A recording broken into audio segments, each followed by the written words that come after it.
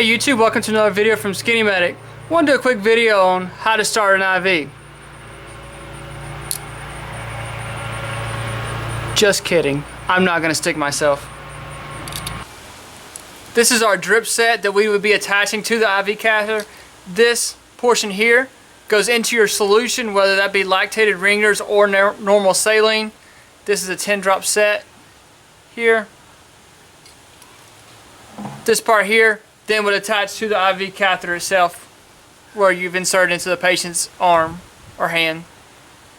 This is my redneck version of an IV arm. I've used this several times teaching students on how to start an IV in the field.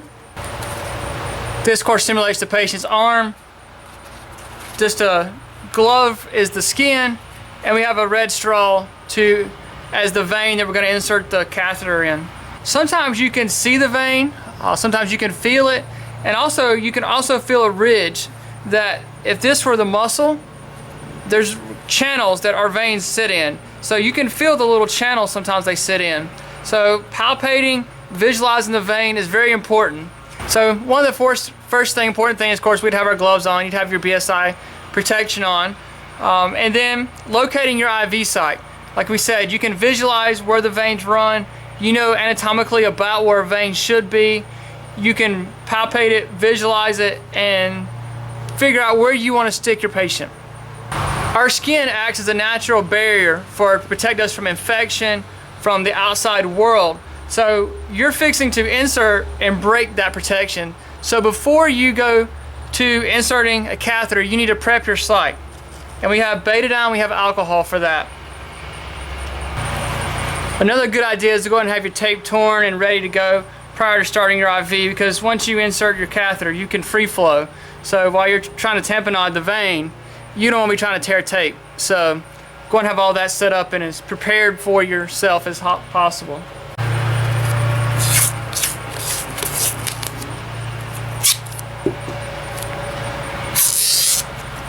Just above the site where you're going to stick closest to the body, you can use an IV tourniquet, you can use a blood pressure cuff, something just to help let the vein stand out a little better, create a little back pressure. So this is my redneck IV arm here. We've palpated the vein, we can visualize it, we know about where we're going to stick.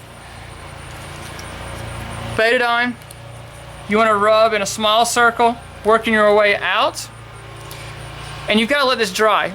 That's where some people make a mistake, is they rub it on and then they immediately come back with the alcohol, and you're not giving the betadine time to work. So if you are going to use the betadine, small circles, working your way out, let that dry, and then come back with your alcohol swap here. Now once you've cleaned your site, you can't go back and feel again, okay? That's just going to contaminate it and make it worse. So once you clean it, it's there. Take your IV catheter. This is an 18 gauge. We know it's an 18 gauge because it's green. So here's our catheter. Just have a safety. So as you push this forward, the needle is actually retracting and going back into the safety case so you don't stick yourself. But I don't know if the camera will show it. There's a bevel there. There it is. You can see it. The bevel. So we're going to put the flat part here towards the skin and bevel up when we stick this IV. Pull the skin tight. That's going to help hold the vein in place, so as you try to stick, the vein doesn't want to move around on you. So as you insert the catheter, you're going to feel two different pops. One pop is you going through the skin. The second pop is you going through the vein. When you feel the second pop through the vein, you will then see blood fill into your chamber here. Insert your catheter, and as you insert the catheter forward, pull back to retract the needle in one fluid motion. Tamponade your vein here.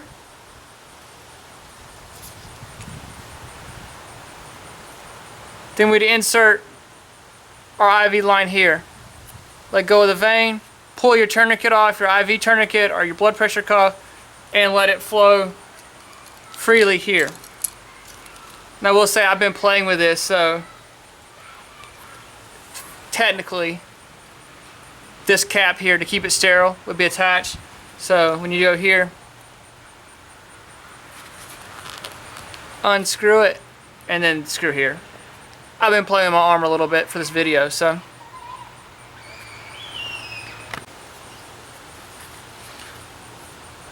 Once your vein is flowing, they make tegaderms. They make a couple different ways of securing this. Like I said, trying to keep infection down is very important, but you can also just take tape, run it up underneath, cross it over, cross it over. We'll add one more piece of tape to make it secure.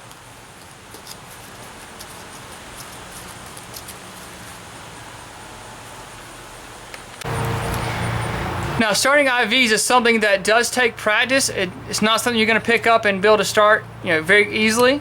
You may, but it does take practice and take skill. And it's one of those things, if you don't do it often, you will lose it. I hope this video helps. You never know, and you'll be the first responder.